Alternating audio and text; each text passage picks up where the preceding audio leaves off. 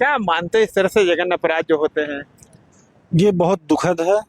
इस तरीके की घटना नहीं होनी चाहिए और सरकार को बहुत ठोस कानून बनाना चाहिए जो ये घटनाएं ना हो, इस पे अंकुश ये लगे। महिलाओं के साथ जघन्य बहुत अपराध बुरा हुआ है और ऐसा होना नहीं चाहिए और ये आए दिन हो रहा है। इस पे हर हालत में सरकार को ध्यान देना चाहिए कि महिलाओं की सुरक्षा सबसे ज़रूरी है। बच्चियां रात में अपना कहीं से आना जाना कोई सुरक्षित नहीं है, तो इसलिए इसमें सरकार को मतलब यही नहीं प्रदेश में नहीं पूरे प्रदेश में इस तरह की व्यवस्था करे कि ऐसी घटना में जांच कभी पड़ताल न चल रही है। हाँ, जांच पड़ताल अभी चल रही है। जो सीबीआई जांच को मांग हुई है और लगभग वो मिल भी गई है।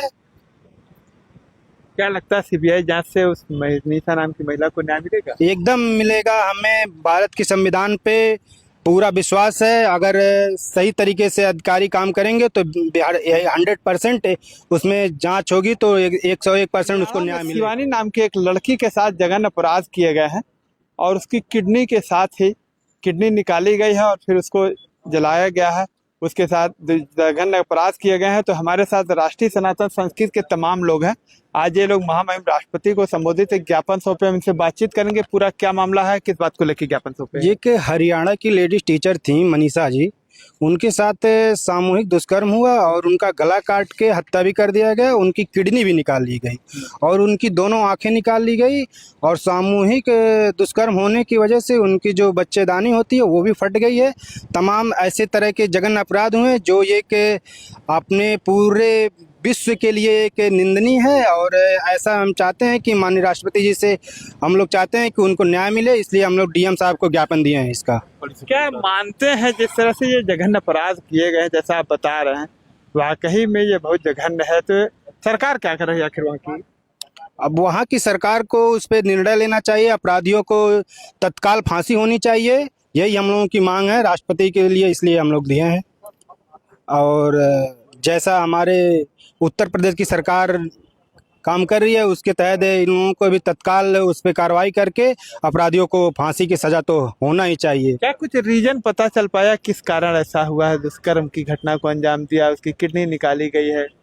अब ऐसा रीजन तो ये तो जांच का विषय है, लेकिन जो भी हो इसमें अच्छे तरह से इसमें कार्रवाई हो। जानकारी जो भी आती है, जो भी कार्रवाई होने के बाद जो भी दोषी पाते हैं उनको कार्रवाई किया जाए। क्या इस मामले में जांच पड़ताल चल रही है? हाँ, जांच पड़ताल अभी चल रही है। जो सीबीआई जांच को मांग हुई है और लगभग वो मिल भी गई है।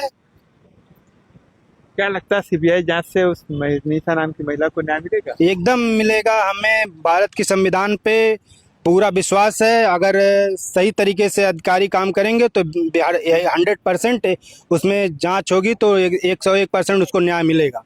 क्या मानते हैं इस तरह से जघन्य अपराध जो होते हैं? ये बहुत दुखद है। इस तरीके की घटना नहीं होनी चाहिए और सरकार को बहुत ठोस कानून बनाना चाहिए जो ये घटनाएं ना हो, इस पे अंकुश लगे। जिस तरह से तमाम जगह, ऐसा हरियाणा ही नहीं है, बहुत जगह इस तरह की घटनाएं होती हैं, बावजूद उसके फिर सेम उसी तरह का रहता है, सरकार इस पर कोई ठोस कानून नहीं बनाती है। नहीं, सरकार को इसको एकदम संज्ञान में लेके एकदम बनाना ही चाहिए कि इसके बाद कोई घटना ऐसी ना घटे। चलिए, हमारे साथ एक महिला है, इनसे भी बातचीत करते हैं। क्या मानते हैं जिस तरह से ये महिलाओं के साथ जघन्य बहुत अपराध बुरा हुआ है और ऐसा होना नहीं चाहिए और ये आए दिन हो रहा है। इस पे हर हालत में सरकार को ध्यान देना चाहिए कि महिलाओं की सुरक्षा सबसे ज़रूरी है। बच्चियां रात में अपना कहीं से आना जाना कोई सुरक्षित नहीं है, तो इसलिए इसमें सरकार को मतलब यही नहीं प्रदेश में नहीं पूरे प्रदेश में इस तरह की व्यवस्था करे कि ऐसी घटना कभी ना हो। किस तरह से ये जघन्य अपराध अपराधियों ने किया है? क्या लगता है किडनी के कारण ऐसा किए हैं या फिर कोई और? हाँ, हमको लग रहा है कि ये लोग तस्कर रहे होंगे कि तभी तो इस तरह की घटना किए हैं, नहीं तो वो सब गायब करने का क्या मतलब है? किडनी निकालना, आँख वो कर देना, ये सब क्या है? या तो इस तरह का कोई गैंग रहा हो तब इस तरह की है। उनकी लाश भी 2 दिन बाद मिली है, तो इसका मतलब है कि ये मतलब इस तरह करके उसको बाहर कहीं फेंक दिए। तो सब मिलने के बाद सरकार और वहाँ के अधिकारी सरकार वहाँ के अभी जगह क्या अब जग रहे हैं लोग। सीबीआई जांच की मांग हो रही है, अब हो जाएगी तो उसमें पता चलेगा, तो हम भी लोग जब पता चल जाएगा तो हम भी लोग उनकी फांसी के लिए यहाँ पे फिर से दोबारा आएंगे। इस मामले को लेकर के आगे क्या आप लोग आगे बस हरियाणा नहीं जाएंगे, लेकिन यहाँ पे जरूर कुछ ना कुछ और बड़ा करने की कोशिश करेगा। सरकार को जगाने काम करेंगे। जगाने काम करेंगे। अब इसके बाद अगर हम लोगों को नहीं कोई मिलता है तो फिर दोबारा हम लोग धरना प्रदर्शन करेंगे। तो ये आपने देखा हमारे साथ राष्ट्रीय संस्कृत सनातन संस्कृत के तमाम लोग रहे और इन लोगों ने अपनी बात रखी है।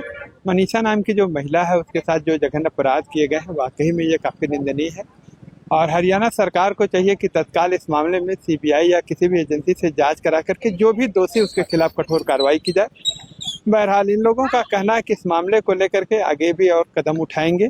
आगे क्या होगा ये तो बाद में ही पता चलेगा। इस वीडियो पे आप लोगों की क्या राय है कमेंट करके बताइए। मिलते हैं नई जगह पे नई वीडियो के साथ, तब तक के लिए नमस्कार।